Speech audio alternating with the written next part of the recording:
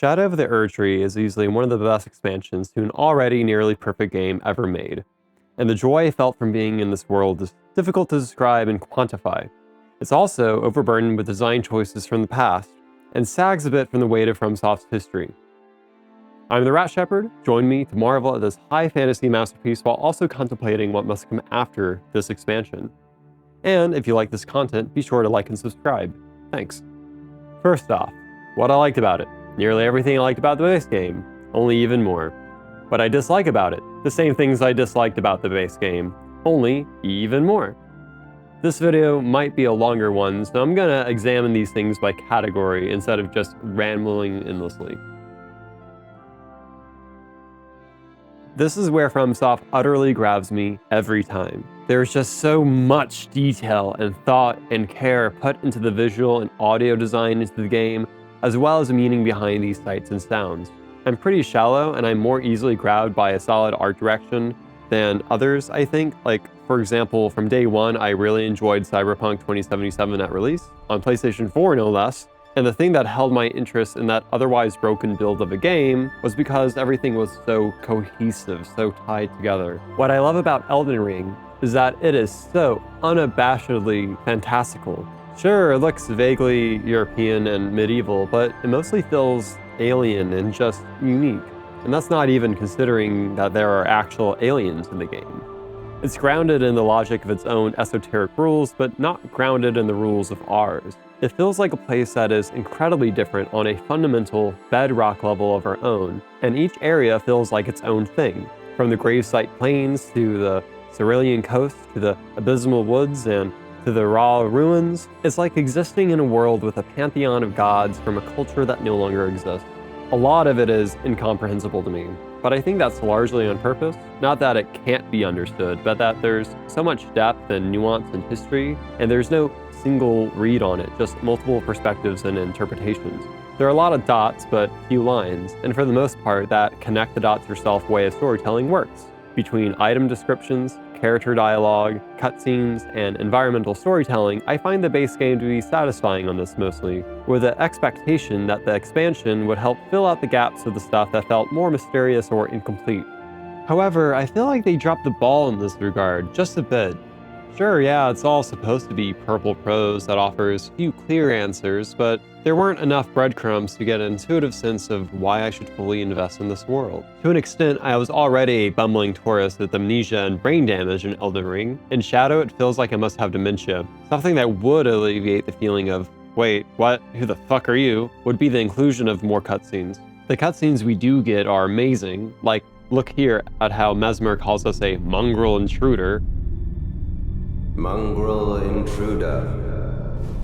Mother, wouldst thou truly lordship sanction in one so bereft of light? And Midra pulling the spear thing out of him is sick as fuck, but I wanted more. R'Lana and Ramana, Gaius, all seem like important players in the politics of the world, but we get nothing. At the time of writing, I haven't watched any lore videos, and while I understand the broad strokes of what Miquella was up to, it doesn't connect to the broader narrative of the base game in a satisfying way. And the last boss is also a letdown. I guess I was expecting something else? Not Radahn as a puppet of Miquella, just something new maybe? And when you defeat him, nothing happens? I stood there, still full of adrenaline from finally beating Radahn, who I found hard but still nothing compared to Melania, and I was going around the arena in circles, and then I looked up Reddit to see what I missed. That arch thing? Can't explore behind it. Kinda feels like a Chekhov gun in a way.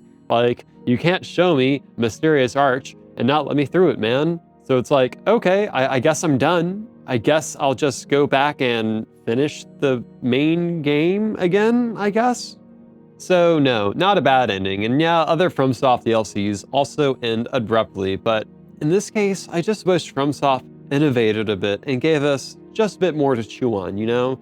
I find Elden Ring to be more story-focused and lore-focused than Dark Souls and even Bloodborne. I feel like there's a more, shall we say, a George R.R. Martin touch to many of the aspects here, and I was hoping for an ending that was more befitting a high fantasy novel than this sort of like, well, you're done. Congrats.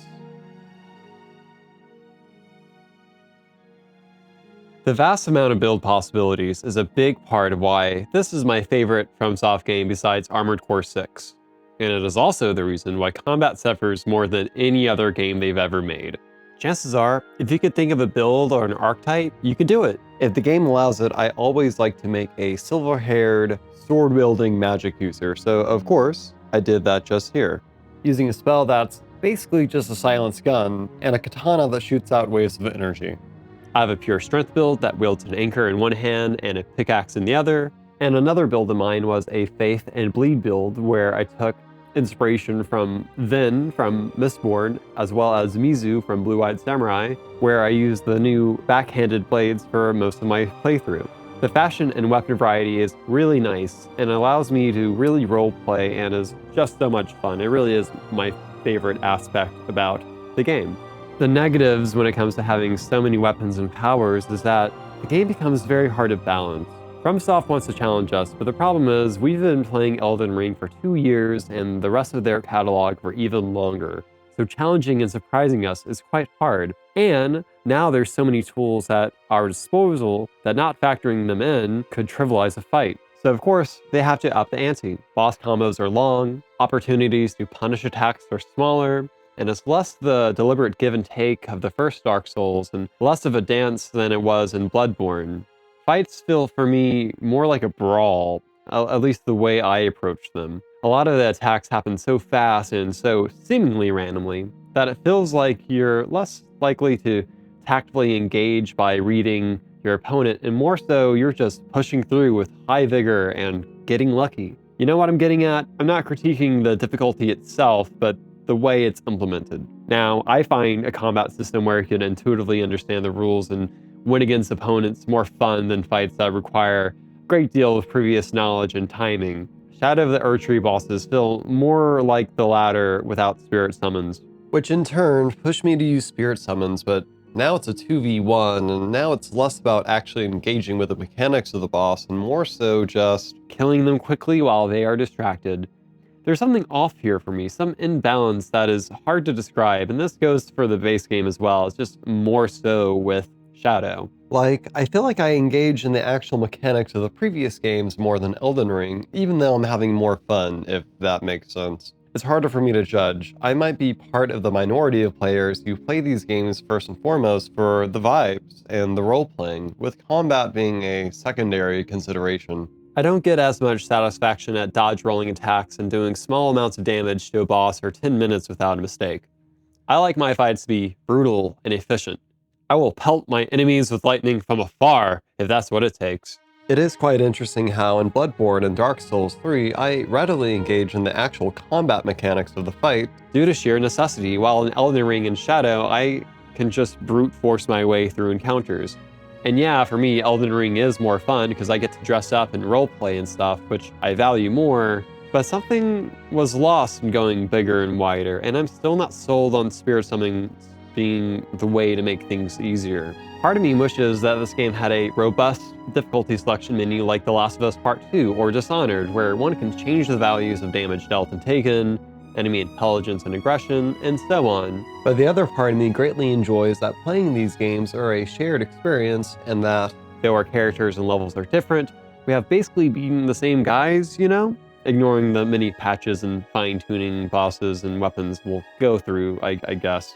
I don't know, both ways of approaching difficulty is imperfect, but I really do like the shared agony and victory among people who play these games, and artistically, yeah, difficulty options like this would sort of break it. I think the ability to replay bosses, though, could completely alleviate this feeling I have. Let me beat a boss as intended, and cool. As a reward, maybe I get to fight them again with some parameters changed. When I say I like difficulty options, I don't just mean having an easy mode. I tend to prefer quick and efficient counters more so than long endurance ones. So if I could change anything, I would make it so that both the boss and myself do incredible amounts of damage and tune the AI to react in a more organic way. I don't know, as it stands, most boss fights I win either too easily or I bash my head against them enough times, but then it kind of feels random when I do win. But that could just very well be a preference and taste, and yes, a skill issue. By far the worst aspect of combat, a hill I will happily die on, is that the weapon leveling system is trash, and the Shadow Tree fragments were a good idea, but is not handled well. So, as far as upgrading weapons, by the time you enter the DLC, a weapon without upgrades is completely worthless. So picture this. You're exploring the world, you find a cool weapon, you equip it to see its movesets, but it is completely inept at doing basically any damage against anything nearby. Now, assuming you have the materials to upgrade it, you have to go to the pause menu, travel back to the round table hold, go to Hugh the blacksmith, and spam the A button or whatever until it's upgraded fully. And then you could go back and play the game properly, where you could properly judge whether or not the weapon is right for you. It's so fucking tedious and disincentivizes experimentation and improvisation. Weapon damage should be tied to player level, and maybe if you want like an easy mode or the equivalent, maybe you could upgrade your weapons on a 1 through 5 scale, but no. Special weapons have 10 levels and more normal weapons get 25. Like, come on. All these new toys in the DLC, and I gotta weigh the pros and cons of how many smithing stones I have before I can even engage with them? Absolutely absurd. And yeah, the second upgrade system unique to the DLC are these Shadow Tree fragments. The idea is, in the realm of Shadow, your character sort of levels up separately so that all players on even footing and even higher leveled ones will still get steamrolled without these fragments. A good idea. It keeps things fresh and evens out the experience for everyone. The way it's done is trash though. There are 50 of these Shadow Tree fragments throughout the world with 20 levels to upgrade, and you need them all to be fully leveled. These are some of the most important objects in the game, and there's zero rhyme or reason to their location. Seemingly random enemies will drop them, and sure, some are in obvious locations, but it's a lot. And early on, it's mostly fine. I was getting upgrades organically through exploration, but as I near the end of the DLC with most of the map uncovered, I was still missing a bunch, and it was making the bosses that I was stuck on nearly impenetrable. So I looked up a guide, something I was trying to avoid given that many of the joys of this DLC is discovering things for yourself, and I audibly groaned. I only had a vague idea of which ones I picked up and which ones I didn't. For me, to get the rest and to be fully upgraded, I would have to go back to each location out of 50 of them and see for myself which ones I grabbed and which ones I did not, when really I just wanted a bit more attack power and defense to make the next bosses a bit more fair and engaging. So I cheated a bit. I downloaded a mod that gives you the Shadow Tree upgrades for free. Totally worth it for my playthrough, but annoying. How am I supposed to know that these random hippos have them? It'd be so much nicer if they had an excess of them to begin with, and that their locations were consistent. Maybe they're always by a tree sapling or a church, like Elden Ring did with the Wondrous Physic and the Golden Seeds. Then at least it'd be more manageable and more fun to engage. Earlier this year, Miyazaki said that the DLC would be about the size of Limgrave, the starting area of Elden Ring. We all know by now that he is a filthy liar. I feel like maybe it's 2/3 of the entire base game. Maybe I'm wrong. It's pretty big. There's a lot of clever and sometimes an annoying amount of density and verticality to the environments, and they all feel different from each other while also being cohesive as a whole. There's so many paths and areas that are secret. Often, quite often, you'll see a new area from afar, but getting there is usually, shall we say, a non-linear process. And I had fun discovering things. Back to talking about the Shadow Tree fragments, though. Those things really hurt exploration by making it needlessly stressful in a way I don't think the developers intended. So you see, there's a lot of surface area in this place. A lot of mostly empty space, which is good for spectacle and scope, but not much else. To get players to fully explore, the developers placed quite a few objects around to be picked up. The objects range from one of the most important items in the game, the Shadow Tree fragments, which, going to repeat myself, increases your health and damage, to smithing stones and crafting supplies, or maybe a cool new weapon or armor set, but it's a lot of crafting stuff. And the icons, they don't really differentiate between them. Sure, there's like a big glowy thing and a small glowy thing, but aside from that, you have no idea what you're getting. So while exploring organically, there's this uneasy tension. Do I explore at a pace that feels natural and fun for me, or do I explore this place with a fine comb? Sure, that glowing object in the distance is statistically something I'll never use or need or care about, but it could be a Shadow Tree fragment, So do I ignore that and move on at the risk of not leveling up? Or do I stop what I'm doing right now and investigate? Maybe some people are built with a relaxed, clear mind and can explore these places without the fear of missing out, but I can't, and it does not make me feel good. Like the base game, there's a lot of wasted space here, and the padding out of useless or near useless items doesn't really help. Now, if Shadow Tree fragments were clearly marked, then this would not be as much of an issue. If smithing stones and crafting materials had different markings, then maybe I could ignore those, but it is annoying. The worst offenders when it comes to wasted space are the two places with the finger things that has so much physical space, but hardly nothing in them aside from something dealing with a side quest. Then there's also the Abysmal Woods, which, for lore reasons, takes away your horse. I mean, Torrent. Torrent's not a horse. He's special. He's something else, some secret third thing. A zebra, perhaps. I heard that there's a way to get Torrent back, but in my playthrough, I never did, and boy, while I adore the vibe of this place, making you walk because Torrent has a fear of death, which, get real, all of us have a fear of death, you fucking pussy. It really shows how needlessly big some of these areas are. Tension is good in games like this, but this is tedious. Both the Finger Ruins and the Abysmal Woods work great visually, and Midra's Mansion is one of my favorite spots in the whole DLC, but man, this is not it. Overall, the experience is positive, and there's enough weirdness and creativity here that keeps it interesting despite the parts that make it drag. But like Elden Ring, exploring the second time is not nearly as satisfying since now you know what to do and what to ignore, and yeah, most places are worth ignoring, which is very sad because visually everything looks cool as fuck. It's just like, wow, now you know not to go over there because there's a smithing stone 1, and I already have infinity of those at the Twin Maiden Husk store, and yeah, I'm just gonna move on.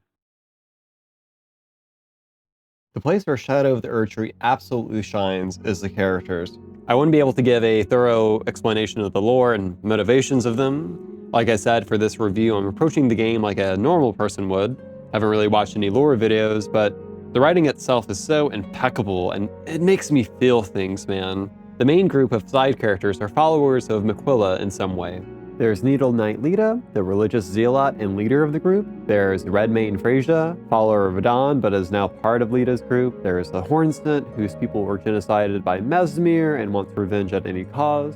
There's Sir Angebach, a former servant of Lord Moog, who is also part of Lita's group, and also has one of my favorite lines in the whole game. Miquella the Kind is a monster, pure and radiant. He wields love to shrive clean the hearts of men. There is nothing more terrifying. Where was I? Oh yeah, there's Talia, a person who craves the deep sleep that Saint Trina can give, and more. A gentle soul who seemingly commits suicide if you tell him to be sad forever. That's a dialogue option you get later on, which I chose. I didn't think he would die, but that's the FromSoft game for you. Right before the final boss fight against Radahn, this group will fight you. Depending on your choices with their side missions, some will aid you or just not be there.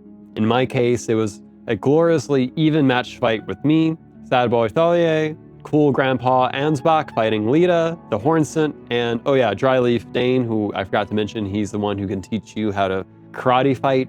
I also summoned my 5 giant rats because I don't believe in the concept of a fair fight, and it was incredibly fun and chaotic. Ansbach and Thalia will also help out against Radahn too, which I think is neat. There's also Count Ymir? Not sure how to say that one either, who, if you follow his questline, involves killing this giant finger thing monstrosity that I am sure has a lot of lore implications that I won't even bother getting into.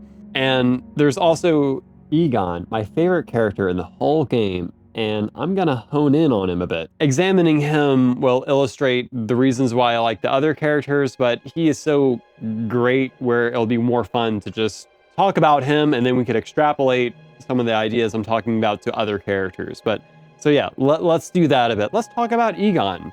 You first meet Igon while on the way to Jagged Peak. He's on the ground, screaming horrifically about his wounds, and some guy named Bale. He seems to be quite emotional about it. On my playthrough, I thought, that's interesting, and I carried on exploring Jagged Peak, fighting other dragons until I got to the peak, where I faced a giant, gnarled dragon, and on the bottom of the screen by his health bar, the name Bale. Oh, Bale. That Bale. Dragon Bale. Vile Bale. Terror Incarnate Bale. Bale the Dread. I see. While pondering this connection with my big brain, I died. If you follow Igon's questline, he can be summoned in the fight against Bale, and his dialogue is so over the top. It's no wonder why he's a fan favorite. Curse you, Bale! I hereby vow you will rue this day. Behold, a true great warrior, and I, Igon. Sullen of scale you might be, foul dragon.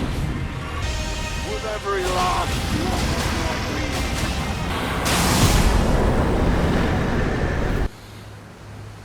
breath, you shall haunt me no longer.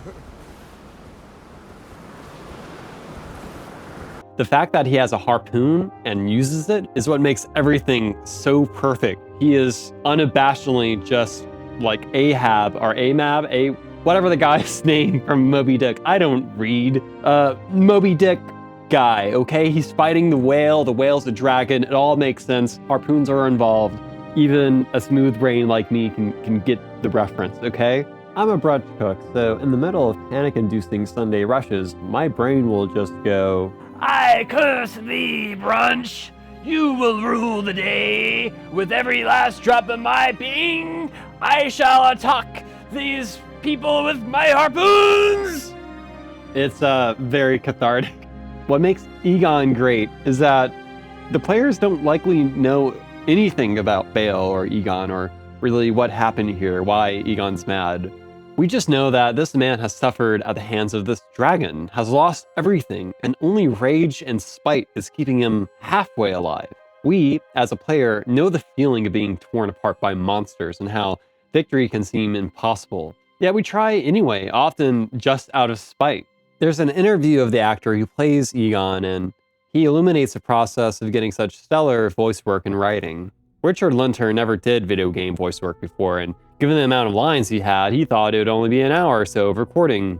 He was wrong. It was nearly 6 hours in the studio, with Miyazaki in the background to make sure everything was just right. Linter didn't even know that Bale was a dragon at first, which is fitting because neither did I until I got to him at the top. But it makes sense how Igon's voice lines are so perfect and so raw that of course this would take a lot of effort and deliberate artistic choices to get everything just right. The right amount of spite and fear and hope and pain all in a few voice lines. It makes me wonder how the other recording sessions went with the other characters. Earlier I complained about the lack of cutscenes, but that's because what is there just moves me emotionally. There is just so much information and mood conveyed with the dialogue and the characters. It's not just Igon, it's all of them. There are no duds here, no small thing I can complain about. I just want more of this. I will take a smaller game for a higher percentage of cutscenes and dialogue like this very happily, because FromSoft really are masters at this. And there's a common theme with this review is that I'd rather less for more. I'd rather, instead of a more wider experience, I'd rather there be less, but there be more in the less, if that makes sense. I like this a lot and what they do with them. So, in conclusion, Elden Ring and Shadow of the Erdtree are big. So big that the weight of it all makes things sag a little, but what we have here is no less a creative, artistic high fantasy masterpiece, despite all the little negative things I've said in this video, because frankly, talking about the negative things is just more interesting. I feel strongly about my nitpicks because this game makes me feel strongly about everything in it. In a world where so many games feel like they're designed by committee, there's a splendid artistic craftsmanship here, a vision, a set of principles and values that they clearly hold on to dearly. For their next game, they're going to have to change things up. Either the way movement works, or progression, or something. We've seen all their tricks, we know what to expect. The long elevator rides were cool the first few times. The invisible walls were cool at some point, but have honestly been old for a while. A lot of the boss designs have been redone and reiterated where things are sort of losing their identity a bit when you have played their other games.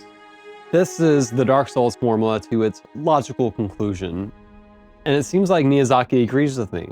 Here in this interview, he said in The Guardian that Elden Ring is the limit. He talks about how there probably won't be as large of a game like Elden Ring, which to me is good. That's the whole point of what I've been doing. It's nice that he's on the same page as me and a lot of others. I mean, I feel like this review is pretty lukewarm with the opinions in it.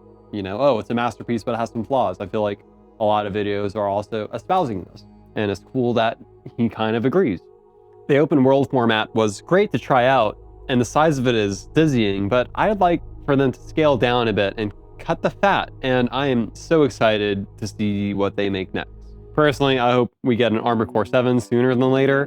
That would be my preference, given that Armored Core 6 is really one of my favorite games of all time. Like, wow, didn't expect that to happen, having never really played them before, but that stuff really scratches my itch, where it's not just like me intellectually like, ah yes, intellectually I know Bloodborne's combat is satisfying and perfect and whatever. No, Armored Core 6 style combat lights up the neurons of my primate brain fucking bright, okay? So hoping it's that.